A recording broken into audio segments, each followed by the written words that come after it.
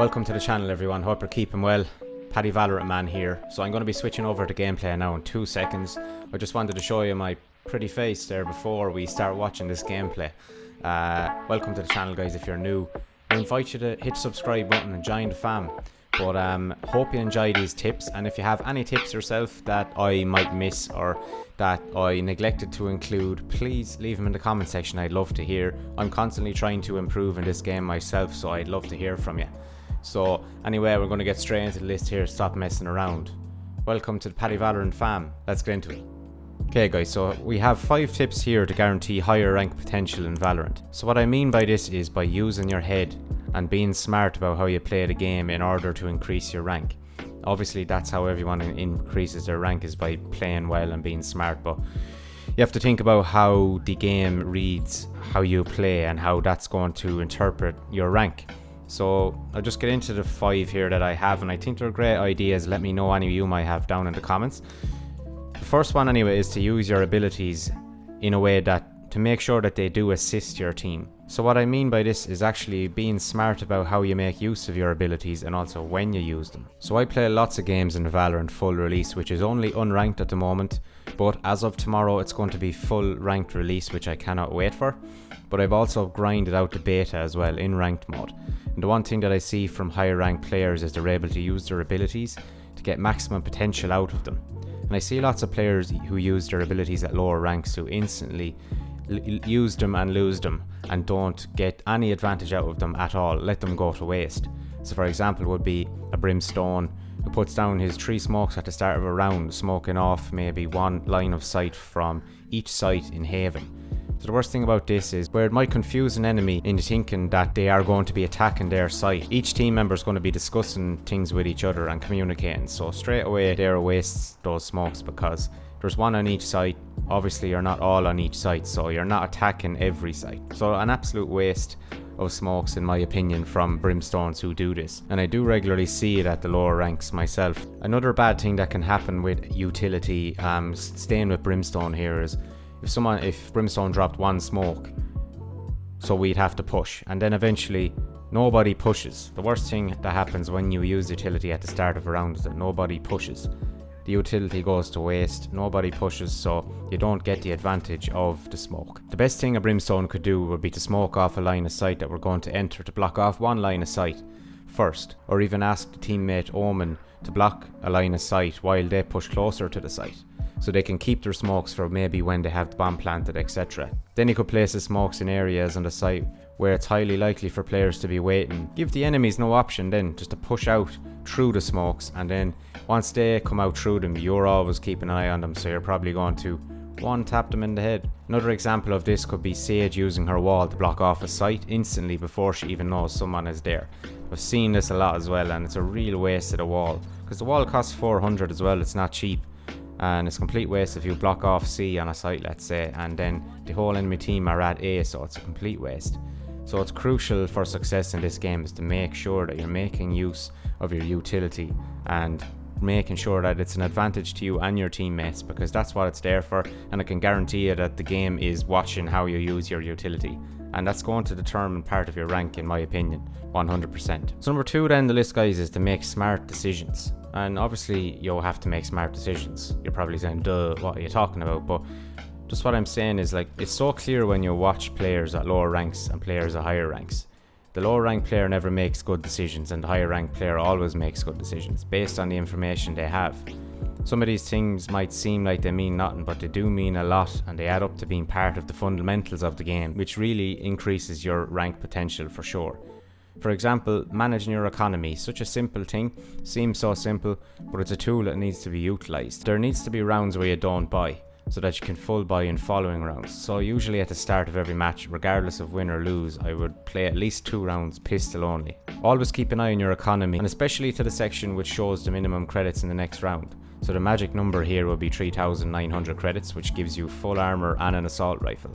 but you'll also want to keep in mind that you need some credits also for abilities. Personally, I do enjoy these rounds because it helps me improve my pistol skill, and I always have to keep accurate shots, especially if I'm coming up against teams who maybe have bought SMGs, etc. It's a good way to improve your one taps and your use of pistols in the game, which is a huge part of the game. If you can win the pistol round, you're at a huge advantage at the beginning of the match already. You need to save with your team also, so you can build up economy and full buy in future rounds, so you'd have massive potential for the win.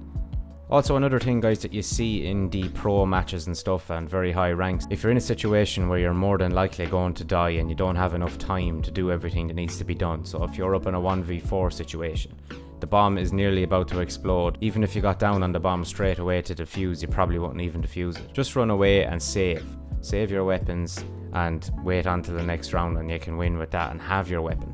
There's so many times I've seen people walk onto a site and just try get 1 or 2 kills and then die, lose their economy, give the enemy team a free kill. Makes absolutely no sense. So number 3 on the list, guys, is to ensure your crosshair is placed at head level at all times. I know you've probably heard this 100 times on 100 different Valorant videos, but getting kills with as little adjustment as possible will give you a higher rank potential for sure, because it proves you've mastered the art of crosshair placement. This is definitely something you've heard a lot, but you have such high rank potential if you have crosshair placement mastered. Have you ever watched a high rank player like Heiko or Brax and they seem to kill people like it's no problem whatsoever? It's so satisfying to watch, to be honest. It's amazing to watch someone who has great crosshair placement, and it really shows how they are at such a high rank. So when you can master this, the game is guaranteed to help you climb the ranks, because when you turn a corner and your opponent's head is already on your crosshair, all you need to do is one tap into the head, and it is such a satisfying thing to do. I've done it plenty of times myself, obviously trying to improve every day, and I just think it's so satisfying when your crosshair is already at someone's head level when they come into your line of sight. It's not easy, but it's a great thing to constantly strive to improve. It's something you should always be focusing on, and if you have friends that play the game, you should go into private matches together and check each other's head levels at particular sites on each map. Massive advantage to you when you do go into a ranked match to improve your rank. Absolutely massive advantage, because you know exactly where someone's head's going to be, so you can learn these things in custom matches. Guys, I hope you're all enjoying the video, and I hope if you got this far, I really appreciate it, and please give the video a like if you can, to give some traction on the channel. I'd really appreciate it. Thanks so much. The tip I have for you here is to play to win and not to get kills. In other words, play as a team. The worst thing I see in lower ranks, and what really irritates me, is people playing for themselves and not playing for the team at all. So I have new teammates each game, and it's a common thing to have a teammate who is not willing to communicate, not willing to buy a weapon if they have more currency and they can afford it.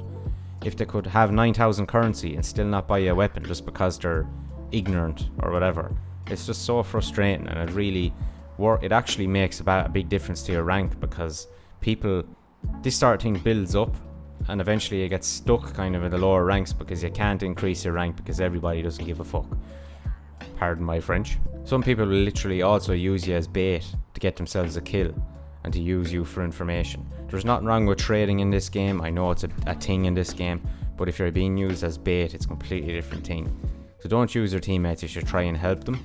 If you're communicating with your team and being positive, and it adds so much confidence to the team with both of these, communication and positivity. Being negative just ruins the game for everybody, so don't be that person. And I'm sure you're not if you're watching this channel, because you're an absolute legend. I've been in lots of games with toxic people, and you're doomed from the get-go if you're in a game with a toxic person, because nobody is fully concentrated on the gameplay. And yes, I understand it's great to be the top fragger in a match, but this doesn't mean that it'll increase your rank if you're not helping your team perform. So for example, if you are an omen and you decide with your team that you're going to be the lurker, so if you're on attack, your team pushes A and you kind of move over to a different site, or take your time going around different sites to pick off 1 or 2 people.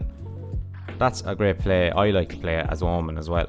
But sometimes you might not get any kills in this position. You might literally walk around the whole map around each site and get no kills. Your teammates will fight off everyone on the site that they're on. And that's okay. This means that you're performing your job. You don't always have to be top fragger. The main thing in this game is that you win.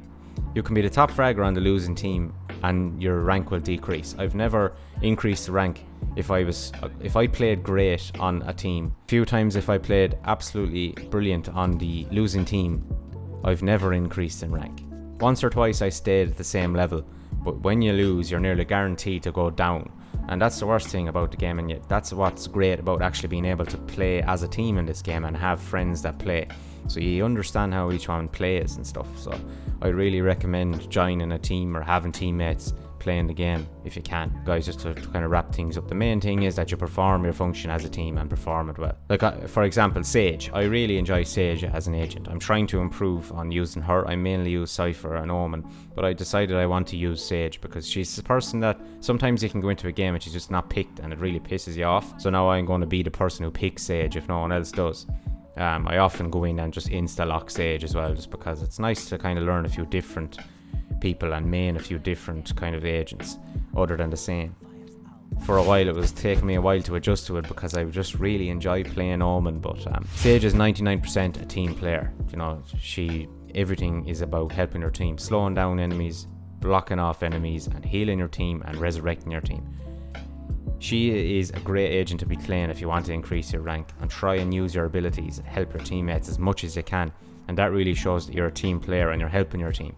So highly recommend it, guys, is to learn Sage. There's a little bonus tip for you.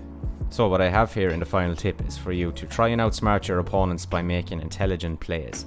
To guarantee higher rank potential in Valorant, try to make the best intelligent plays in the match. So try and use your abilities in a way your opponents are not expecting it. It's something that you see in the higher ranks as well. People are so used to how things work that they're trying to outsmart their opponents. One play in particular is when Sage comes up and blocks off a site. You and your team are attacking and you're Sage, and you end up then using your wall to get all your teammates over the other Sage's wall. I absolutely love this play. Even though I know about it, I still never expect it. So it's definitely something that's not utilised a lot, so you'd highly recommend trying that out. But that's just kind of where I'm getting at, is to try and just use your abilities in ways that your teammates aren't expecting. And a great way to learn these things is by going into private games and looking at spots on a map where you might be able to get a good shrouded step with Omen or something like that, that really is not going to be expected by your enemies. And that's in essence how you're going to win matches. So if you have any cool moves like this yourself, guys, or any tips that I haven't mentioned, please leave them down in the comment section. I'd love to hear. Thanks for watching anyway. I hope your ranks go up, and I hope you can stick around and watch me and see how my rank increases by subscribing. So anyway, guys, that's it for this one. Take a handy. Paddy Valorant Man out.